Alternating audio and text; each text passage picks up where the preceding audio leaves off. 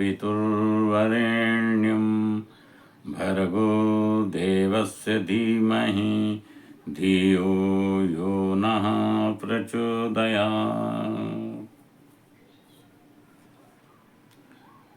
आज युग निर्माण योजना मासिक पत्रिका जो मथुरा से निकलती है, बड़ी अच्छी पत्रिका है गुरुदेव की, और इसको सभी को पढ़ना चाहिए। इसमें मंत्र रहस्य, जप का गूढ़ रहस्य, मंत्र जप हम करते हैं उसका गूढ़ रहस्य दिया है। लेख हम पढ़ के सुना रहे हैं, अब इसे ध्यान से सुनिए। मंत्र जप के समय अर्थ की भावना और चिंतन भी आवश्यक है। साधारण स्थिति में यह स्वाभाविक रूप से भी चलता रहता है। उदाहरण के लिए ओम का जप करने पर निर्गुण निराकार परमात्मा का स्मरण होता है। राम नाम जपने पर मर्यादा पुरुषोत्तम श्री राम की छवि मन में आनी चाहिए। महामृत्युंजय जप में शिव के ब्रह्म स्वरूप की झांकी का ध्यान किया जाता है और दैवी मंत्रों में भी संबंधित इष्ट की भावना उत्पन्न होती है, लेकिन यह अर्थ की भावना है, मंत्र का अर्थ नहीं। अर्थ चिंतन उस मंत्र के शाब्दिक अनुवाद और उसमें निहित प्रेरणाओं की अनुभूति का नाम है।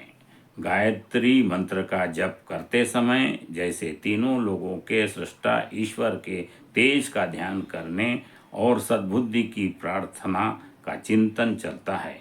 महामृत्युंजय मंत्र में मृत्यु का भय निवारण करने वाले अर्थ का चिंतन किया जाता है। प्रारंभिक स्थिति में मंत्र जप के साथ उसके अर्थ का चिंतन सहायक है।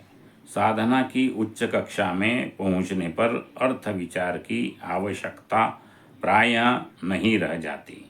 एक स्थिति आने पर उसका निषेध भी किया जाता है। इसका कारण चित्त की एकाग्रता का ध्यान रखना नहीं है।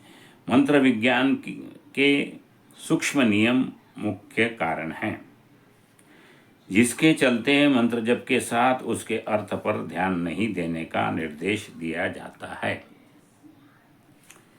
यूं अर्थ चिंतन का अपना महत्व है।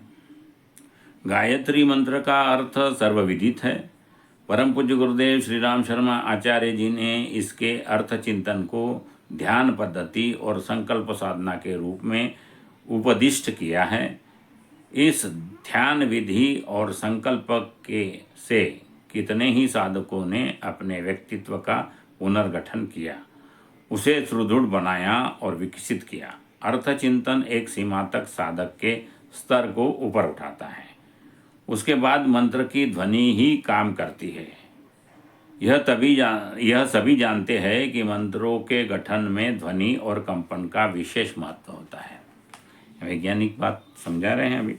मंत्र को जीवंत और जागृत करने में उन सिद्ध साधकों का बल भी अपना प्रभाव उत्पन्न करता है, जिन्होंने मंत्र साधना से उच्च आत्मिक स्थिति प्राप्त की है।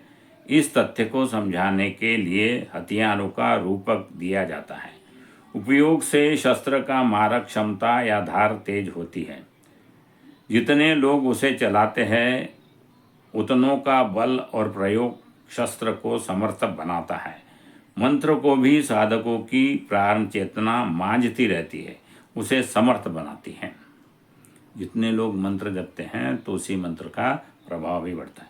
किसी समय मंत्र की सामर्थ्य निरूपित करने के लिए उसके जापकों की सिद्धि सामर्थ्य का उदाहरण दिया जाता था। अर्थ की दृष्टि से गायत्री मंत्र में परमात्मा से सद्बुद्धि की प्रार्थना की गई है। चारों वेदों में 20,000 मंत्रों से 100 से भी ज़्यादा मंत्र है जिसमें सद्बुद्धि की कामना है। छंद शास्त्र की दृष्टि से ये मंत्र ज़्यादा निर्दोष और परिपूर्ण हैं, लेकिन संध्या उपासना में गायत्री मंत्र का ही उपदेश दिया गया है। क्यों? एक मुख्य कारण अब तक करोड़ों साधकों द्वारा किया गया जप है। उस साधकों के जप से उद्भूत प्राण शक्ति का अंश आकाश में विद्यमान रहता है। वह सतत जप करने वाले साधकों को अनुप्राणित करता है। व्याप्त अग्नि तत्व के रूप में भी मंत्र की सामर्थ्य समझाई जाती है। अग्नि सर्वव्यापी है, उसे प्रकट करने के लिए दिया सलाई की एक तिल्ली पर्याप्त है। प्रकृति में व्याप्त अग्नि सामान्य स्थिति में अप्रकट रहती है। रगड़ और दिया सलाई का मेल होते ही वह प्रकट हो जाती है। अपने आप में इन साधनों और क्रियाओं का कोई अर्थ नहीं होता। मंत्र जब साधक के चित्त में घर्षण उत्पन्न करता है, उससे चेतना में मंत्र के देवता अथवा इष्ट की सामर्थ्य प्रकट होती है। वीडियो ज़्यादा बड़ा होता है, इसलिए हम इसको 3 भाग में या 2 भाग में करेंगे। ये पहला भाग यहाँ समाप्त होता है। इस मंत्र को लाइक करें, इस वीडियो को लाइक करें, शेयर करें, सब्सक्राइब करें और जन जन तक पहुँचाएँ। दूसरा भाग हम अगले बार भेजेंगे। बहुत बहुत धन्यवाद आपका। ओम शांति शांति शांति।